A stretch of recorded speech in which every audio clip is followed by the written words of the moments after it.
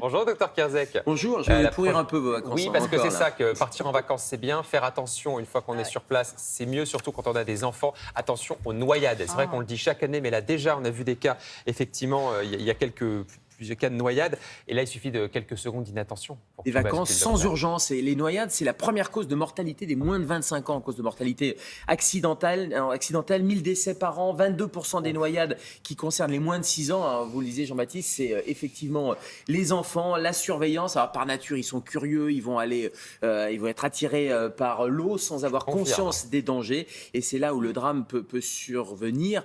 Un chiffre aussi effarant, 3/4 des noyades chez les enfants, les parents sont à moins de 20 mètres de la piscine. Oh là là. C'est-à-dire que c'est vraiment, ça se passe horrible. très très vite, Ils ont pas été avec une abandonnés, proximité. c'est ça. Non, vous êtes à côté, vous faites autre chose, vous pensez que c'est toujours l'autre qui surveille, et en fait, Quel enfer. malheureusement, il y a un petit trou de surveillance, et c'est à ce moment-là que le drame survient. Alors, comment éviter justement ces drames? On va parler de la mer d'abord et on verra pour Oui. Les piscines ensuite. Où c'est 47% quand même des noyades ont lieu sur un lieu de mer. C'est pas forcément les piscines.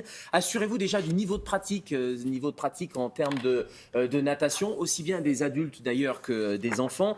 Restez toujours attentifs, on le dit, c'est-à-dire qu'il faut vraiment pas les lâcher même quelques secondes du regard. Il faut désigner un adulte responsable. C'est un peu comme, vous savez, il y en a un qui conduit et qui va pas boire. Ben là, il y en a un qui va être désigné pour surveiller les enfants. Ça, c'est vraiment important. Puis on respecte les consignes de sécurité. Alors, il y a les drapeaux avant, c'était simple, hein, il y a le drapeau vert, drapeau rouge, drapeau orange. Ça, c'est un peu compliqué maintenant parce qu'il y a Là, oui, plusieurs il y en a plein. drapeaux. Ah oui. Baignade autorisée, surveillée avec danger. Donc le jaune, le rouge, on comprend bien. Par contre, regardez le drapeau à damier en bas à gauche, blanc et noir. Eh bien, ce sont des zones de pratique aquatique à vos risques et périls, donc ça veut dire C'est que non c'est pas surveillé.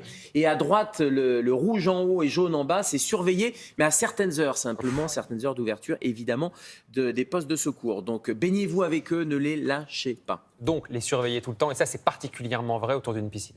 Exactement, qu'on ait des bouées, pas de bouées, etc. Et la piscine, c'est d'autres risques aussi. Alors, il y a des normes pour la piscine, et notamment la norme de sécurité qui est d'obliger à avoir des protections, des moyens de protection, la barrière de protection, ou le système d'alarme sonore, ou une couverture de sécurité, une espèce de bâche, ou bien un abri qui est fermé au-dessus. Mais ça, c'est obligatoire. Alors ça concerne les piscines en dur. Ça ne concerne pas les piscines gonflables ou démontables. Et on peut se noyer aussi dans une piscine gonflable ou démontable. Quelques centimètres Donc ça d'eau suffisent. n'empêche pas la vigilance. Vous avez beau avoir tous les moyens de protection, sûr. ça n'empêche vraiment pas la vigilance. Et juste des petites choses, et évitez de laisser les objets flotter, etc. Parce que si vous Ça laissez attire. un canard flotter, Oui, des ça bouées, etc., attire. ça va attirer les enfants. Et ça, c'est un risque supplémentaire. Donc attention à toutes ces piscines et piscines en kit aussi, on voit pas très cher. Il n'y a pas de choses de sécurité, et pourtant, ça peut être aussi un danger. Alors, Vigilance tout le temps. Avant de partir Mais on en... peut profiter de la baignade quand même.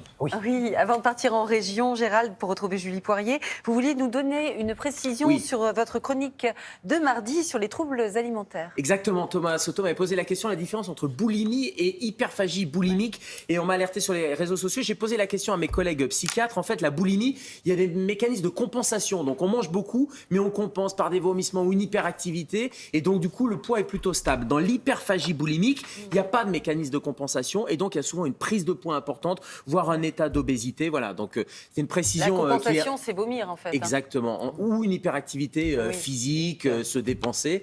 Et donc c'est une précision qui était importante parce qu'il y avait la journée des troubles compulsifs alimentaires le 2 juin. J'ai été alerté sur les réseaux sociaux, et juste un petit mot, j'allais dire un petit message de service. On répond à tout à Télématin, on est prêt à faire toutes les précisions, mais s'il vous plaît, avec bienveillance, pas d'agressivité. Toujours. Ah bon, les bien réseaux là. sociaux, Ouais, il y c'est a un pas peu bienveillant. d'agressivité quand même. Ah bah, voilà. vous nous en apprenez une bien bonne. Merci Gérald.